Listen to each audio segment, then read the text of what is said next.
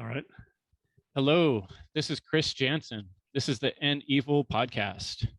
I'm here today with a special guest, Eric Zimmer. Yeah. Rick Zimmer and I have been discussing matters. Recently, we were just having a discussion about some of the changes in our world around us since COVID. And he is someone who's done a lot of studying in the area of hypnotism and also mind control, which is a subject that is, I think, very important to the End Evil podcast. I see evil is the destruction of freedom, and we see freedom being destroyed on a mass scale around us. And I'm trying to understand why people aren't seeing what's happening and why things are going the way they're going, and what do we have to do to change it. So, thanks for joining me, Eric. Good to see you. Yeah. Great to be here, Chris. Appreciate it. When you were just saying about hypnosis, and people don't respond well to the word hypnosis. I have found when done hypnotherapy, the worst thing I can do is say, "And now I will hypnotize you," because people get all tense and worried and defensive. And so I've stopped using that phrase, obviously. And I also don't call what I do hypnosis as often as I used to, because it doesn't matter what you call it, it works, right? But if you call it hypnosis, it puts people on the defensive. So, for example, a lot of people, when they're getting ready to have children, they attend this like Lamaze breathing course, where they get you to breathe in a certain rhythm and you focus on your breathing. And that is a classic hypnotic induction. But you never once hear the word hypnosis in a Lamaze class. And that's why, because if they called it hypnosis, it'd scare everybody away. But Mhm. what they're doing is teaching people to hypnotize themselves without telling them that that's what they're doing. And once you're in hypnosis, then your mind is focused on what you are focused on and nothing else. And so the pain doesn't register because you're focused on your breathing. So and that's so the word hypnosis was coined by a doctor who was experimenting with it, and he used the Greek word for sleep, hypnos, because he thought that his assistant was asleep when he had hypnotized him. Hmm. But uh, later on, he realized that that was a mistake, and he tried to rename what he was doing monoideism, because when you're hypnotized, you're pretty much focused on one thing at a time, the mono idea, right? One idea. But hypnosis had already stuck, right? A So little easier to nobody, say too, right? exactly, nobody wants to talk about monoideism. But the fact remains that when you're in a trance like that, you are focused very tightly on one thing at a time. And so you can block out all your bodily sensations, and you can imagine things very vividly.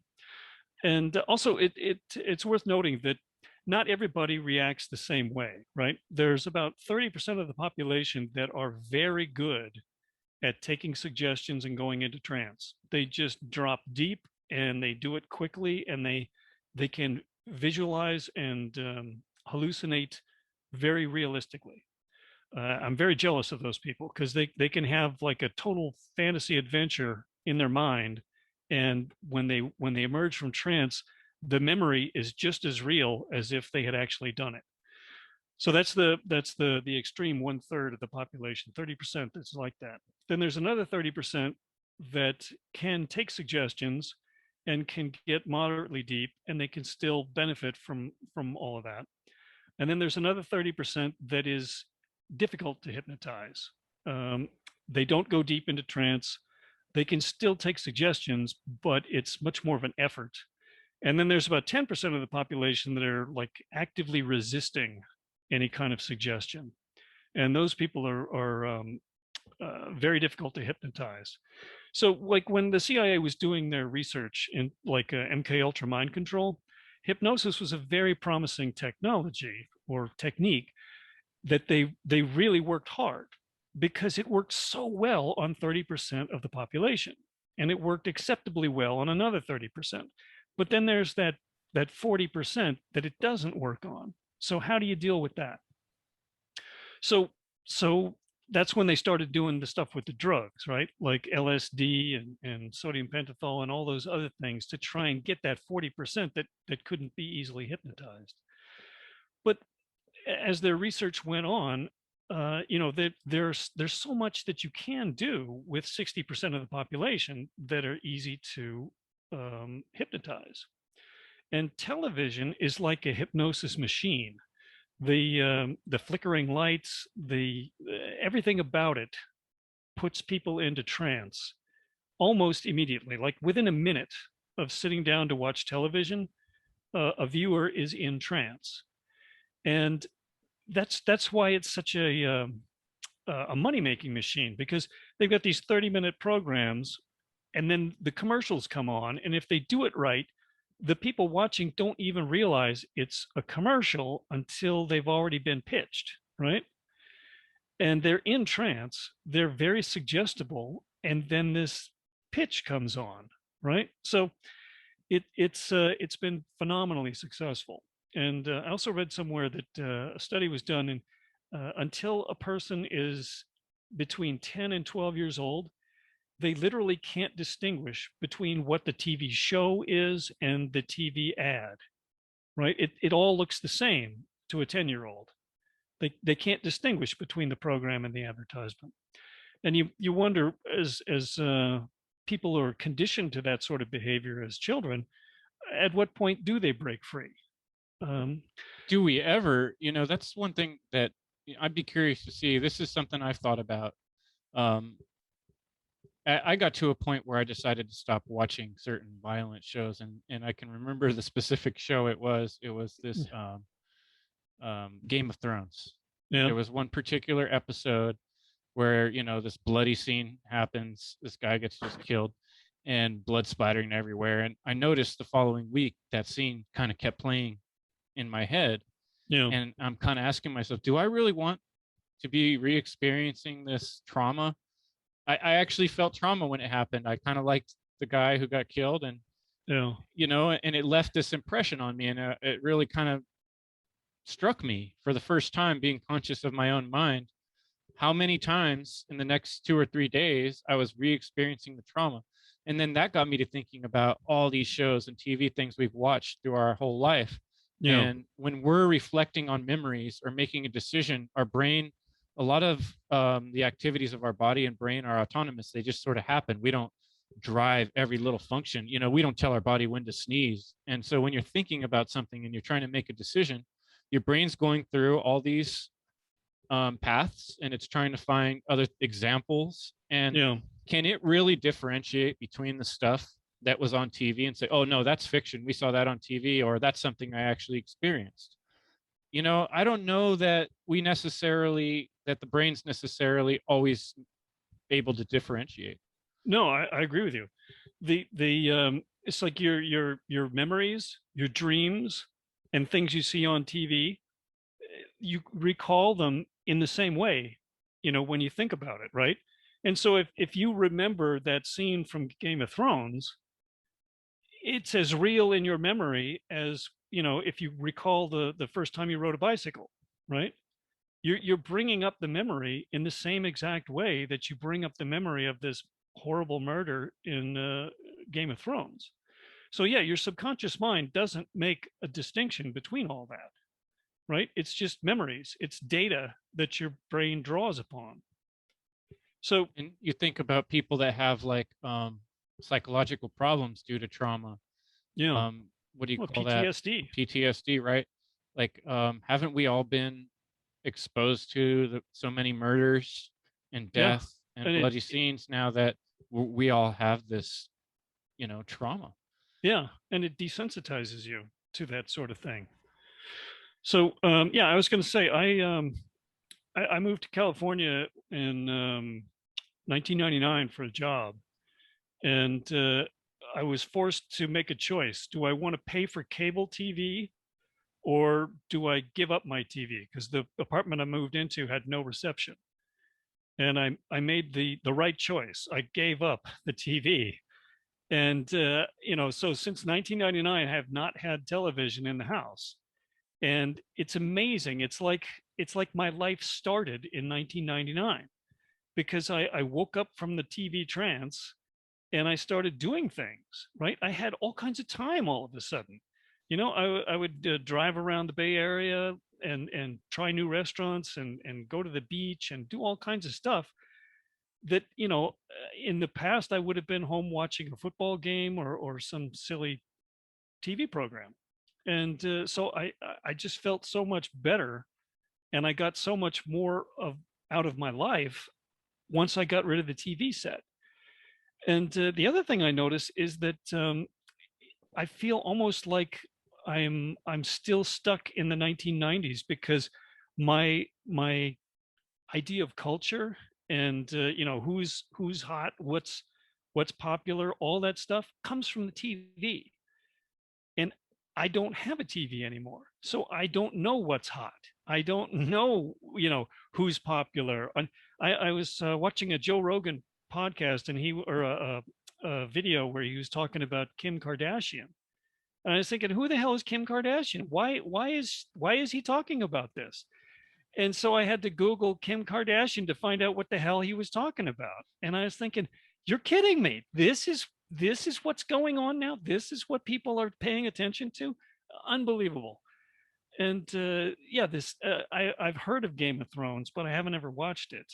And I remember the TV shows were getting more and more, disgusting back in the 90s. And then I heard about this TV show called Dexter, which is Mm, apparently the hero of the series is a serial killer, right? It's like yeah. they made a TV show starring a serial killer. What's interesting about that is I've noticed this trend over the last, it's hard to say when it started, but where all of a sudden the lead characters are the bad guy, Yeah, and the hero, can be someone who's actually doing all these evil things. And it's been like a trend, but it's not just TV shows, it's movies too. yeah, They've started now, they're going through in the Disney and they're making like movies that explain, the bad guy's point of view, and they make them kind of good, like, oh well, they're not all bad, but these TV shows have been popping up like popcorn, when it gets hot, all of a yeah, sudden more and more they're all coming from this other perspective. It's pretty sinister. And now if you were to watch, like when I accidentally see the news like out in public or someone's house, I'm shocked. I'm like, wow. I can remember, I think it was, I don't know how long ago it was, a year or two. I was in a donut shop, and yeah, it was one of those spots where they have the TV playing up there in yeah, the corner. yep, And I'm not even good with these people's names. She was a politician lady that was really big in the news. yeah. And the whole show, like the leading headline was about her getting in a fight with her family, some Huh. kind of fight that you know, this political woman was having with the family, and everybody else would know exactly who I'm talking about, but I could care less who she is or what she's Yeah, doing or why she's fighting with her family. But what really blew me away, that's a headline on the news, was yeah, that this politician got in a fight with her family. It's like, who cares? yeah, What's that news? That's not yeah. news. Well, so that's another point regarding television is like TV news, right? You've got a channel, right? And you could put information in there. You could put useful information. You could put facts in there. You could educate the population, or you could fill that channel with titillating details about Kim Kardashian, right?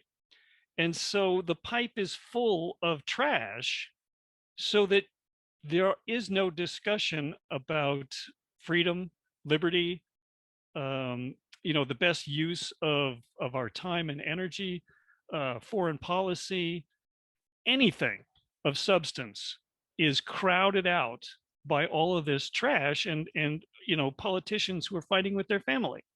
You know what they are intentionally jamming our ability to discuss things, right?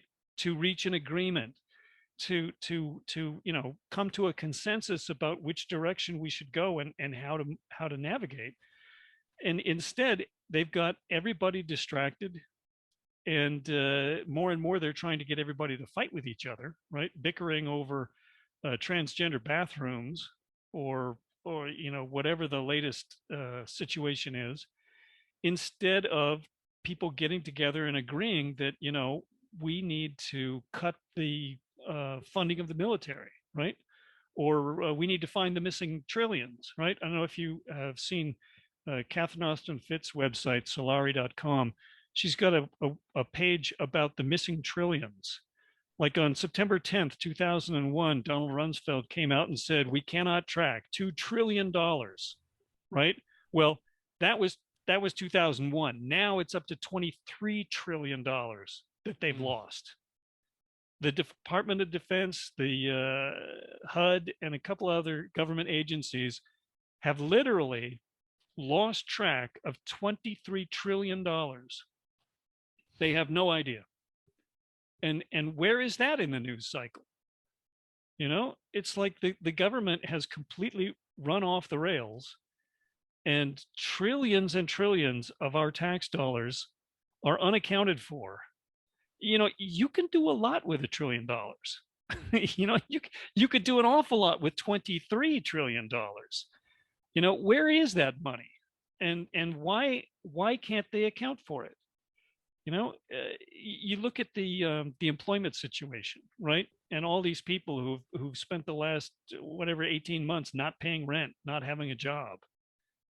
$23 trillion would pretty much make all of those people, imagine what could be done if we had that money back, right?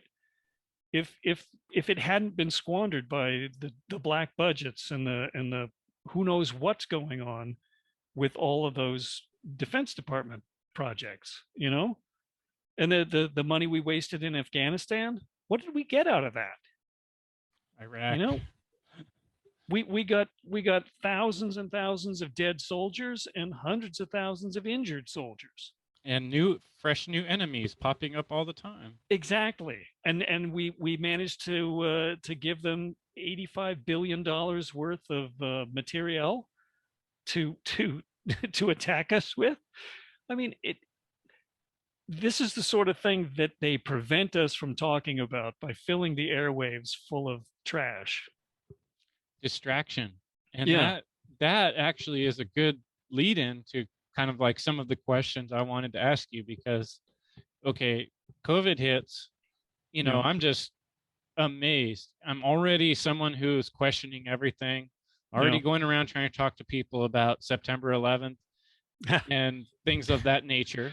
And this happens, and like not really that surprised to see something like this come about, but it came in a different form than I was expecting. But what I really found shocking more than anything was how people reacted or didn't react, really. Exactly. How people were compliant, going along with it. And I'm trying to understand, like, okay, people are in a lot worse mental shape than I thought. I knew things were bad, but I didn't know it was this bad. And so ever since on my End Evil podcast and people I have these type of discussions with, I keep asking this question: how did people get so hypnotized and distracted into this, or conditioned into this point where they're just willing to be slaves? They're just willing to bend over and take it, whatever comes across the board, even when it's absolutely ridiculous, And so, I thought you could help fill in maybe some of the blanks. Something I try to done some research into is mind control, but I'm not like nearly as well studied as you are. Maybe you could tell us a little bit about how it works. Like NLP is a good place, like where someone can distract someone and give them these suggestions. How does someone control someone's mind? Well, so it's a big question. It's a good one. For example, when you ask someone a question, you have the chance to hijack their processes, right? To hijack their thought process. If you ask them a question like, are you planning to join the military tomorrow? Right? You are presupposing that joining the military is an option for them, right? And you get them thinking along a certain line, right? And so, like, I'm trying to think of a good example here off the cuff, but when when you ask someone a question, you are able to put something in their head, right, and make them think about it, right? And another aspect is in commercials, right? If you've got like the old time commercials from 100 years ago, they basically said, here's a product, here are the features, here's why you should, buy this product, right? Well, that's appealing to the conscious mind. That's appealing to reason and rationality. And humans don't work that way, right? People for thousands of years were trying to cultivate their rational thought because it's so much easier to just be emotional, right? And they realized that with their mind control research. You appeal to the emotions and you're much better off, right? If you provide an emotional example, then you persuade people very quickly. It could be a total fallacy, but it's more effective than approaching them with reasons and with logic and with rational thought. So the broadcasts are very emotional, right? Like this recent one about the border, right? There's thousands of Haitians living under a bridge in Texas, and the border patrol comes in riding horses, right? And so they're chasing the migrants, the illegal aliens around on their horses, and they're using their reins and twirling them around, right? And so MSNBC reports that the Border Patrol is whipping the illegal aliens down at the border because they've got a picture of a guy on a horse spinning twirling the reins around. So it turns out that apparently that's a technique that the Border Patrol are taught in order to keep people away from the horses, because if the people get too close to the horse, they might get stepped on or the horse might kick them, right? I mean, I would ask the question, why are they on horseback? I mean, just give them motorcycles or or a Jeep or something, right? Why do they have to be on horseback? But the point I'm trying to make is that on the nightly news, they show pictures of people on horses twirling the reins and calling it a whip. And now they've got all that emotion, right? A white man on a horse whipping a black man. And all reason, ration, and logic goes out the window because of this emotional picture and the emotional statements that the newsreaders are making, right? So they essentially overwhelm the rational mind with emotional arguments, emotional images, and then how can you get the discussion back to, we need border control, we need to maintain control of our borders. How is the best way to do that? Why are all these people trying to cross over into the United States? What is it about the economy of Mexico and Haiti and these other places that is so bad that they would risk their lives to come to the United States, right? I mean, you could have a discussion about that. But once they show pictures of white men on horses whipping black people, you've lost control of that discussion, and it becomes something to protest. So there's a lot of manipulation there. There's a lot of manipulation and a heavily leaning on the emotional content to get people to stop thinking and start reacting. And once there are certain topics like abortion is a well-known wedge issue, right? Some people are very strong on one side, some people are very strong on the other. You bring that topic up and you get an argument, right? Unfortunately, 9/11 is the same sort of thing, right? There are emotional responses to 9/11 that completely overwhelm logic and reason. And I have yet to be involved in a logical, rational discussion of 9/11 with anyone. It always gets emotional, right? You know, So another thing I discovered a few years ago, I was trying to start a little business selling yeah, stuff on Amazon. And the obstacle I ran into was I really wasn't prepared for advertising. mm, So, I learned a hard lesson. I had to learn about advertising. I started looking into advertising. What does it take to advertise? How yeah, do you get people's attention? And what I learned as I started researching and learning about advertising is that advertising is based on attacking people's emotions or provoking emotions. yes, And provoking so people to buy your product. maybe you could explain a little better how that works in terms of like in our brain, what's going on when we're in that state of emotion, and why does that prevent us from being able to think clearly? Well, um, so I've got a couple of videos on Brighteon, and I also posted them on YouTube, although YouTube took one of them down, called Figures. the Defense Against the Dark Arts of Mind Control.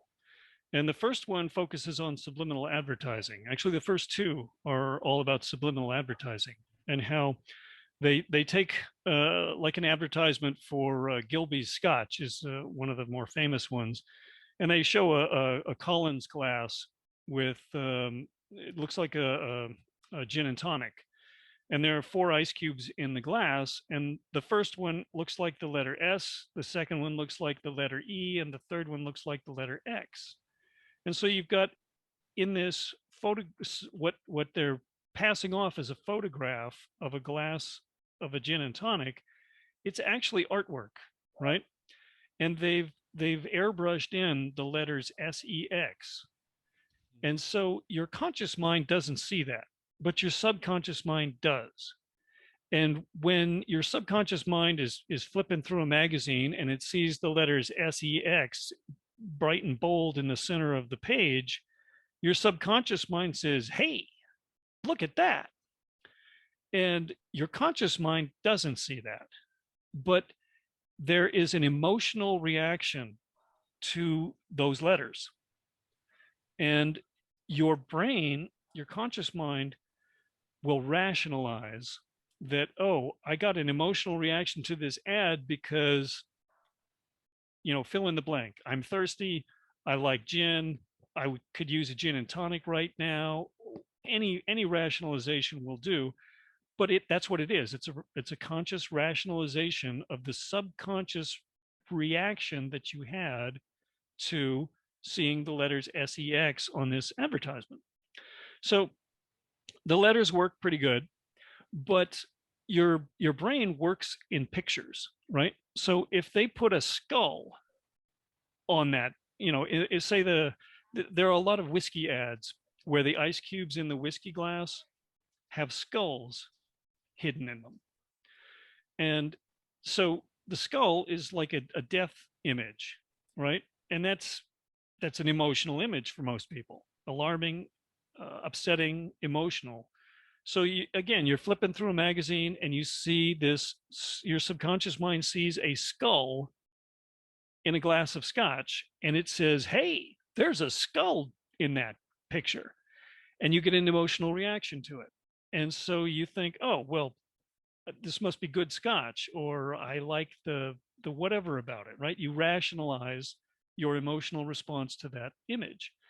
And so the subliminal advertisements have just like the TV shows that get worse and worse and worse and more disgusting.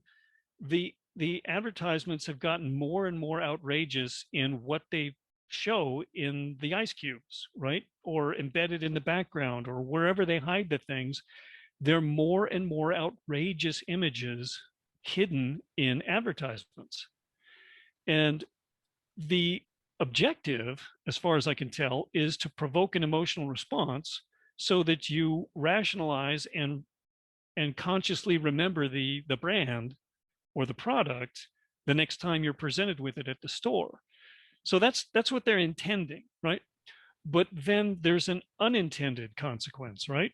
When you are exposed to more and more outrageous imagery year after year after year, all that stuff accumulates in the subconscious, right? Like those images from the Game of Thrones that you saw, those never go away. You might forget about them, but they're in there, right? As are all the 3-letter and 4-letter words that they hide in the ads, and all the skulls and all the genitalia that they put in there, and all that kind of stuff just accumulates in people's subconscious minds. And you know, there are a lot of behaviors these days that would be totally unacceptable 50 years ago, right? Um, I remember somebody on the Discord shared a video of some musician, and he was a white guy with dreadlocks and tattoos all over his face. And I was thinking, you know, that's not acceptable where I come from. You don't put tattoos on your face, but it's become acceptable wherever that guy lives, you know? And these sorts of things are growing, you know? There are changes afoot, and you got to wonder why are people tattooing themselves the way they are, right? I mean, I follow soccer in Europe, and a lot of the big soccer stars are covered with tattoos. Some of them aren't, but some of them are, and some of the really famous ones are. And as a result, you know, with monkey see, monkey do, a lot of the kids now are tattooing themselves all over the place because their idol, you know, the idol soccer player does it. You know, where is all that coming from? You know, Well, who there's a certain cultural, I've heard of the Overton window. That's something I've talked about in my podcasts. you But know, there's also this sort of, I've thought about it in this way before. Like, why would anyone get addicted to crack cocaine, for instance? How you could know, that happen? That seems just so far afield from my experience, right? But, I've been in East Palo Alto where you see people that are living in conditions where, there's a crack house, and maybe you're a little kid that's born in that crack house or next door to that crack house. Your mm, uncle, your brother, your cousin, your aunt, they all do crack. And it just kind of seems normal. You grow up in that environment. It doesn't seem like all that odd of a thing to do. So the you know, first time someone offers you some crack, you might be kind of like, well, sure, what the hell? You know, it you know, doesn't seem like that far out there. And so the more the Overton window kind of shifts, it's like everybody around you, almost like peer pressure, kind of has this expectation of this is what's okay or this is what's acceptable. you know, And but who, the question is, who's controlling that window? Who's engineering this perception? And yeah, is it, most people don't want to believe it's being engineered. They just can't consider that that could be possible. But you and right. I know that there are cultural engineers and there are psychological engineers in this world, and they understand things like NLP and how people's minds are controlled by emotions. So Yeah. maybe you could dig into that a little bit more. Yeah, well, so like Edward Bernays wrote the book Propaganda, and he basically spills the beans on the first page where he says, you know, there are unelected people that you have never met who are shaping your opinions through the mass media, and that is how the society is governed, by these people, self-appointed, mostly because they're rich enough to own a TV station or several, and they can push, you know, tattoos. They can push rap music. They can push crack cocaine. And then you figure uh, Richard Grove has got an awful lot of information about the drug trade. And the East India Company basically was the world's first corporation. It became the biggest corporation. It dominated England. It dominated India, and they were essentially a drug cartel. They were pushing drugs worldwide and profiting handsomely from it. That's where a lot of the old world or old money families got their wealth, was the drug trade. You know, it was a triangle trade. I forget exactly how they did it, but they grew the opium in India and sold it to China for silks and jade and other things.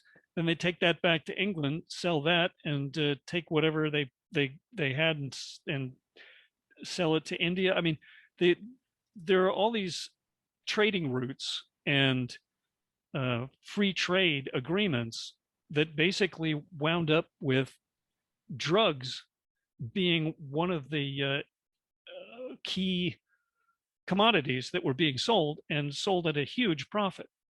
So those people are the people with money. Those are the people who own the TV stations, the radio stations, right? They're the ones that know how to advertise and market products. And they're the ones that made their fortunes in drugs, right? And then you look at the crack cocaine epidemic of the 90s with Gary Webb's expose from the San Jose Mercury News.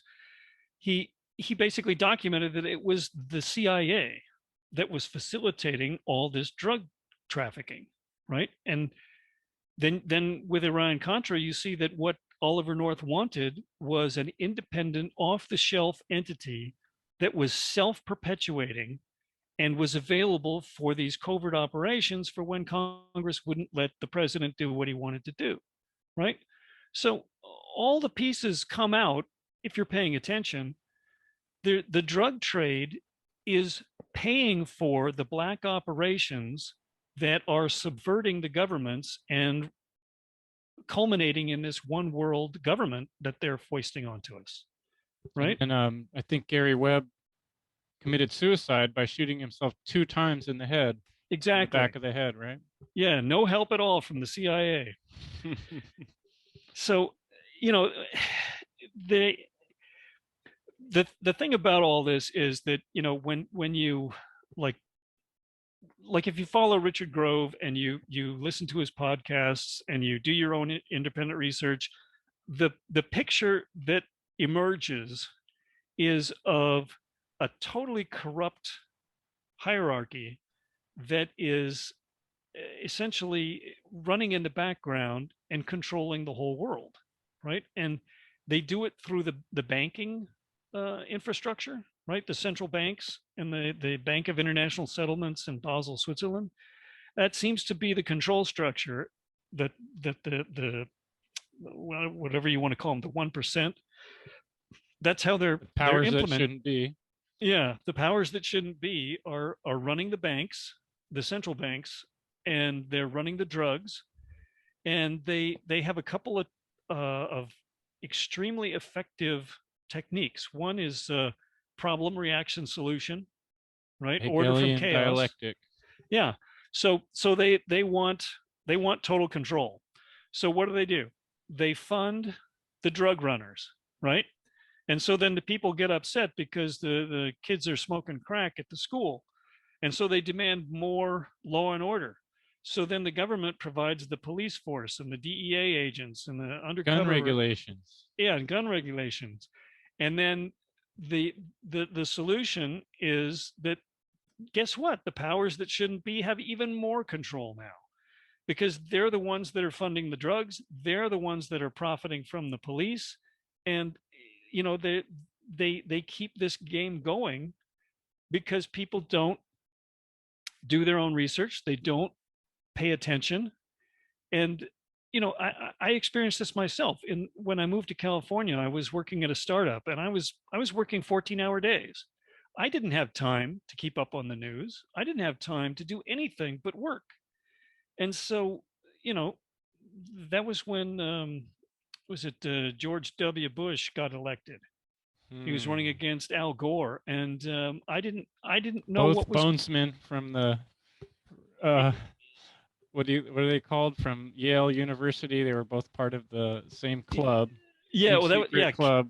Right? Kerry. Oh, that was W. Kerry. That's yeah. Right. I got confused. But Al Gore was a member of something else. He's another insider that poses exactly. as not being an insider, right?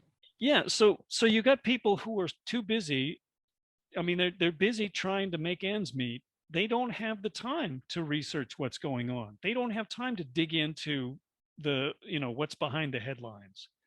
And so that's a good point. You know, that's kind of where I think we should go next with this, is because, you know, I can relate to feeling so stressed out on a week when I've been working a lot, let's say, and getting a little run down, maybe staying up a little too late at night or whatever, and feeling a little bit emotional on edge. And Yeah. then something could happen in life, or I could see something on the news or get some bad news and feel myself kind of getting all emotional. And in that state of mind, it's like very difficult to come up with ideas and options and think of nuanced solutions to problems and to Mm. kind of get in that higher vibration that I like to be in, where I'm all full of ideas and hopes. Yeah. And the life we live tends to keep pushing us back down, put your head down, back in the grind. And when you're in that state of mind where you're stressed, it's really hard to react to things without getting emotional and to use your higher functions. Yeah. So like we have this whole world of things, the television, like we discussed, the bad food people are eating.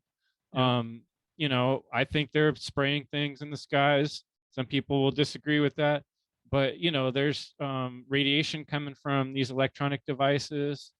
There's any number of things I could bring up that are unhealthy and causing stress on our physical body and our mind. And so we're in this position of now trying to help other people realize that, like, okay, things are getting drastic. It's getting really bad, Yeah. with the totalitarian control and the tyranny, to the point where we really need to do something about it in mass very Yeah. soon. Otherwise, it's too late. So how do we start shifting, is the question. And so how can we use these understanding of hypnosis, it's self hypnosis, and bring ourselves into those higher vibrational types of thinking and not be guided by our emotions and reacting to the formulas that they're putting in front of us. Yeah. Well, so that's a very difficult um, question. I mean, uh, so what you and I have done is we got rid of the TV, right? So I would say that's step one. Is if you catch yourself watching TV, more than like, I guess I would say a football game or a sports event. That's about the only thing I can think of that's on A movie, television. sometimes you watch a movie and you can learn something from it. Yeah, educational stuff. Occasionally. But anything else, right? If you're watching the nightly news, that's you're being poisoned, right? If you're watching anything political, your mind is being poisoned, right? The same with talk radio. There's an interesting movie that somebody made called "Brainwashing My Dad," and this woman basically documents how her father, once he retired, started listening to Rush Limbaugh, and he went off, into right wing madness. And once they turned the TV off and got rid of the radios, he snapped out of it, Hmm. right? But it's real. You really can be brainwashed by the TV and the radio. So turn them off, get rid of them, take control of what you see and what you hear. I did that a long time ago. I've turned off the radio in my car. I listen to CDs that I make for myself, right? So I have a mixtape that puts me in a happy mood, right? Because even some songs will bring you down. So you got to take control of your inputs, right? Um, I've got a house on a half an acre lot, and so I've got a garden. I've got backyard chickens. I've got a bunch of fig trees that I planted, some plum trees, pear trees. I've got food growing all around me in the backyard, and that's a comfort. But I didn't realize when I bought the half acre that that's just like a hobby size, right? You need 5 acres per person if you're going to grow your own food, and that's something that people are going to be becoming much more aware of, I think, in the coming years, is that food is important, and food doesn't come from the grocery store. If they do to food what they did to toilet paper in the early days of this, then people are going to be in a lot of trouble. So take. Nature is huge too. I mean, that's to me like what I call the reset. you know And I mean, I grew up in San Jose, Mm, and I remember going up to a place my childhood place, Alum Rock Park, and it was like a whole different place than the city, you know. And I yeah. remember feeling different. I remember going to church camp and just being like coming back into the city and being like, why do we live here? Why does anyone live here? You know, I mean, nature is one of the best medicines for the mind of Yeah. anything I could think of. Take your shoes off and let them touch the earth and Yeah. listen to the birds and walk around in nature. I mean that. But anyway, go ahead. I just had to jump in with that one when you were Yeah. talking Oh, about your yard. I agree that. So yeah, that's basically like recharging your batteries, right? Take a break from the stress, get out into nature, relax, take a deep breath, and you know, be here now. And as far as the I've been trying to organize a group locally, right? I advertised on Craigslist for a common sense group. I'm hoping that I can get some people together and we can do homeschooling and we can support each other in in the future going forward. I think people are going to need local support.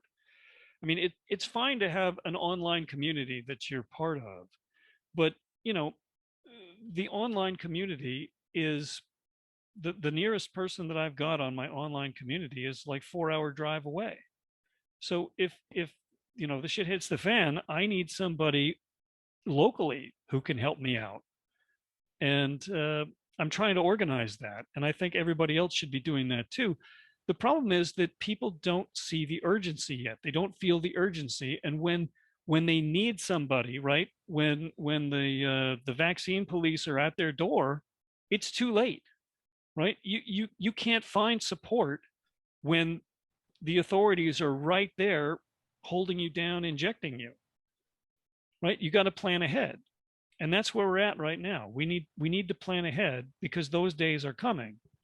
And One resource to check out is Freedom Cells from Derek Burrows' website. I've met some people through there. In fact, next weekend I'm going to see some people I met locally through Freedom Cells, you know, using yeah, the locator map. yeah, I tried to join the local one here in Beaverton, and we could never get it connected because they meet so infrequently. So Mm, I started my own Freedom Cell, and I've got yeah, seven people who have emailed me, but only nice. one of them has actually met face to face. Yeah, So it's a process. yeah, it's a process, and people need to step it up because I feel time pressure, right? Yeah, Things are moving quite quickly. right. Just a year ago, they were all saying that we would never mandate vaccines, right? Fauci was saying, oh, no, that's ridiculous. No, I don't believe in that. And now he's the one, champing at the bit saying, no, no flights unless you're jabbed. No this unless you're jabbed. Oh, No, and no trust job me, unless you're you jabbed. know, isolation camps and new borders are right around the corner. I guarantee it. Yeah, they're advertising for the quarantine camp up in Washington State. That apparently is where people in Oregon, Idaho, and Washington State are going to be kept if they refuse the jab. Who knows? Next year, they've actually built a concentration camp in Washington State for that. So yeah, it's Well, I was checking out your website right before our conversation, new/habit.com, right? a new dash Yeah, habit dash, hyphen. not slash, hyphen. Yeah, Yeah, took me a minute to get that right. And you yeah, have on there affirmations, meditations, and you'll even do custom recording for someone else, like you described doing yourself. I've done that myself too. I have a meditation recording I made for myself yeah, that I listen to in the mornings. Sometimes I burn a little sage when I listen to it. yeah, I do a breathing practice that I learned from Wim Hof. I've always telling people about that. That's changed my life. So yeah. breathing meditations and affirmations and basically focusing, right? Focusing your mind on health, right? Yeah. How would you put it? Yeah, well, it depends on your objective. For what we've been talking about, so relaxation is key. I've got a couple of videos on my YouTube channel and my Brighteon channel, basically stress relief, relaxation. You can experience hypnosis through those. What's nice about that is that it's pre-recorded, right? So one of the big questions or concerns people have about hypnosis is, how can I trust you? How are you, how can I be sure you're not going to make me quack like a duck or do something silly? Well, it's pre-recorded, right? So I can't go off script. You can listen to it and make sure it's what you want, and then it'll relax you and put you in a trance and help you recover from whatever ails you. Basically, when you're in trance, when you're in a relaxed, focused state of mind that is hypnosis, it's 4 times more restful than sleep, 4 times more recuperative than sleep. So if you're feeling run down, then a 35-minute hypnosis recording will be the equivalent of 2 hours of sleep. So that's a good thing. And I've also got meditation on there, so that it's very similar in that you calm your body, you calm your mind, and you concentrate on the voice and the words that are being spoken, and it allows you to rest basically and recuperate, and that's good. Um, so um, Send I me when on you get a chance. I'd like you to send me the links to your the Brighteon and video YouTube videos you have. I okay, actually have a tab on endevil.life, my website, yeah, for meditations, and I would like, maybe if it's okay with you, to add those on there. yeah, sure, I guess what I'm getting at is with these type of tools, I'm hoping we can get other people in the state of mind, where we can be able to prioritize and realize the situation we're in, what needs to be done. Because I feel like the vast majority of people keep getting sucked back into the mundane, which is just sucking us deeper into this hole, that's leading us down a dark path. And yeah, when we first started talking about this, you were talking about what is the ultimate goal of them, these right, powers that be. And I personally, my research has led me to see that it's more than just depopulation, because if they just wanted to kill us, the technology already exists, and it has yeah, existed for quite some time. We could have They could have brought on a war where everybody shoots their bombs, and that would really get rid of most people pretty quick. Whether you believe that they're spraying stuff in the sky or not, there's planes that leave lines on a daily basis, and they could be spraying just about anything, and you wouldn't know. right, So if they wanted to just kill everybody, they probably could have done it already. And what I think is, it's kind of more like the movie The Matrix. Is they're working towards a world where people are combined with technology, and they want to be gods. mm, They want to own people and farm people. yeah, And if they can shoot us all up with their technology, then they can control us like remote control little bots. And they're already doing it. yeah. And so I think that is more the design, is just, if you kill them all, then you can't rape them for everything they have, and you can't use them. Like, Yeah, it's no fun if you just kill them. You want to play with them first, right? right. That's So that's yeah, what I see. The world I see in the future is much like the Matrix. I feel like we're already getting there. yeah. Well, there's a couple of good interviews with Catherine Austin Fitts. I think it's Planet Lockdown, where she's basically she explains, but not very clearly, that it's the powers that shouldn't be have decided that they want us all to be slaves, and they think they've figured out how to do it, and that would be with the vaccine passports, is basically to institute this digital ID system, and the digital ID system will be tied to the central banks, which are going to convert our cash dollars to central bank digital currencies, right? So essentially, they're going to do away with cash. So your credit card will work, your smartphone will work, everything will be digital, and you'll have an account with the Federal Reserve, and your dollars will disappear, and you'll be issued a certain number of central bank digital credit units, and it'll be like the old days, right? You get paid in company script, and you can only spend that script at the company store, right? So only it'll be electronic, and they'll have fine control. So if you sell an item at a garage sale, you're still going to have to pay tax on it, because they'll know that you sold your extra bicycle at a garage sale, right? If your son or your daughter tries to set up a lemonade stand, the only way they can sell is through the central bank digital currency, and they'll get their tax money off of that lemonade stand, right? And Right. everything above that. So that's according to Catherine Austin Fitts, that's the plan, is to institute the digital ID that's tied to your central bank digital currency. And so then your browsing history will be available to them. Everything you do will be associated with your digital ID, and your money will be, I mean, they could turn your account off if you misbehave, right? Or they could say that, you can only go 5 miles from your home. If you are more than 5 miles from your local zip code, then your money won't work, right? You can't check into a hotel that's 5 miles away from your home. You can't go to a store that's 5 miles away from your home, because your money just won't work. That's the kind of control that they will have once they institute the digital ID through the vaccine passport, and then do away with cash and go to the central bank digital currency. So that seems to be their objective. And if people knew about that, I think they'd be scared half to death, because once they implement that, how do you break free?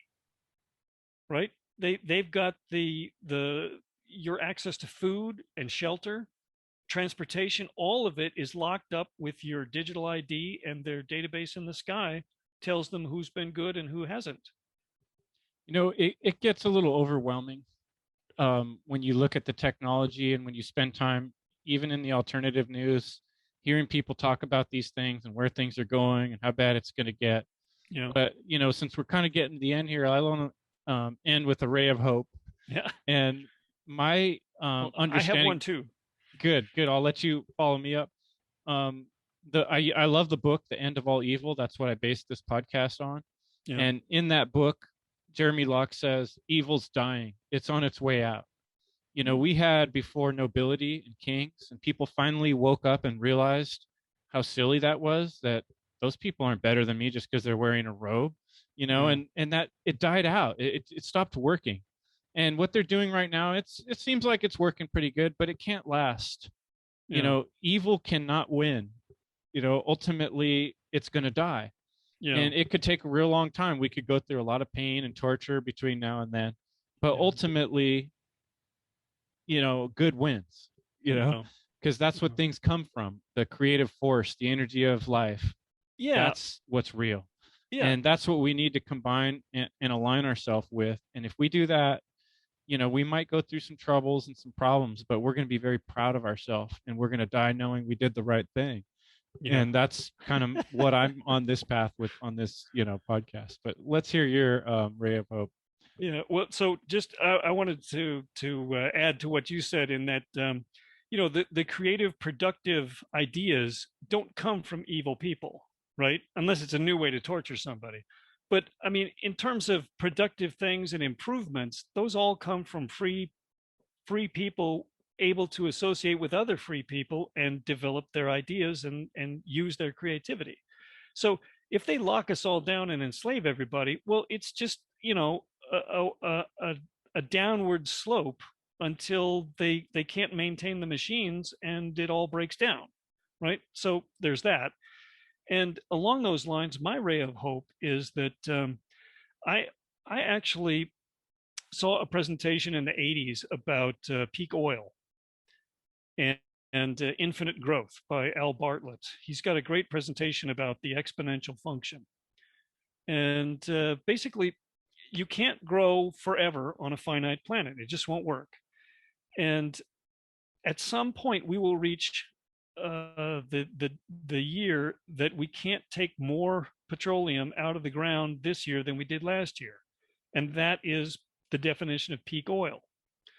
And from that point on, there'll be less and less energy available. And some people say that that happened in 2005, and that's why we had the big problem in 2008, the financial crisis. It turns out that when the energy can't grow, or when the energy stops growing, it's the financial industry that breaks first. And so that's why so there's a guy named Dmitry Orlov. He runs a blog called cluborlov.com, I believe. And he observed the Soviet Union collapse. And he's been writing about how the American empire is going to collapse sooner or later. And he noticed in the fall of 2019 that the repo market was going crazy. And the Federal Reserve had to pour billions of dollars every night into the repo market, which is not right. And that was an indication that the financial system was cracking up again, because the fracking that had been sustaining the global civilization energy needs peaked in 2018 or so. So by 2019, it was starting to have an impact. So that's when they launched the pandemic, because they could see that the energy supply was getting tight, and the Ponzi scheme was going to be exposed. And so in order to stay at the top of the pyramid, the powers that shouldn't be launched the pandemic at the time they did, because the energy supply forced them to do it. Because this whole time I've seen evidence that they kind of went off half-cocked. They didn't get everything done that they needed to get done in order for this all to work. And so it's not working. And what they were trying to do was maintain their position at the top of the pyramid as everything fell apart. And so my ray of hope is that without abundant, cheap fossil fuels, modern civilization is impossible. They cannot maintain the slave state that they are hoping for without huge amounts of cheap energy. And those days are gone, right? The oil deposits that we have left are in deep water or at the poles, and they're too expensive in terms of time and energy, or money, time, energy, and effort to exploit. So we're going to have to get by on less energy, and that means decentralization. That means distributed control, not centralized control. Centralized control is very wasteful and expensive, and it's just not going to work. So that's my ray of hope. Well, thanks, Eric. I appreciate it. You have so much to share. I think we could keep going for a whole nother, a couple hours. There's a lot more questions I have to ask you. Maybe we'll have to have another discussion in the future, but yeah, I think we should tie it up for now. Go ahead. Yeah, I'm thinking next time we could maybe plan ahead a little and write down some questions, and then I wouldn't be, because I have a tendency to run off. Me too, but it's a great conversation, and I think that tends to be very interesting. Yeah. Like when I listen to other people's conversations, it's okay when it wanders a bit because it's interesting, Yeah. It's just where the mind goes. But yeah, like I'd like to tap into some more of your knowledge on, like the more specific facets of hypnotism, and like we didn't get into NLP very much. Yeah. But those type of things anyway. But yeah, but great talk. It gave me a lot to think about. I think anyone listening will have a lot to think about. Appreciate it. All right. Well, thanks, Chris. So, it was fun. Whoever is checking it out, check out his website. You say it this time so I don't screw it up. It's new-habit, new-habit.com. Right on. Yeah. And then I'll share along with this episode, I'll share those videos. If you can send those over to me, the links. Yeah, I'll do your that meditation right videos so people can meditate, center themselves, and raise their vibrations and understand the real problem that's going on is freedom and slavery. Which one do we want? That's what we got to be. That's the real battle. Yeah. That's the ultimate. So that's it. All right. Thanks much. Appreciate it. All right. Thanks, Chris. Cool. All right.